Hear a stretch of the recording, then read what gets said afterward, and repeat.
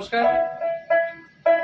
আমরা আজ রথযাত্রা উপলক্ষে বসেছি একটা, সেটা হচ্ছে অরবিশা।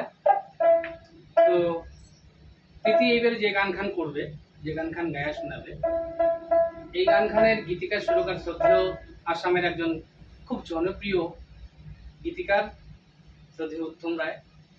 আর এই গান খান রেকর্ড করেছে আমার উত্তরবঙ্গের একজন খুব জনপ্রিয় শিল্পী মিসেস প্রতিমা সরকার।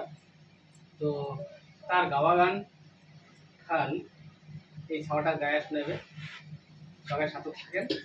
এই যে আটুস রাখিয়া আমরা শুরু করলাম আমার আজকের লাইভ।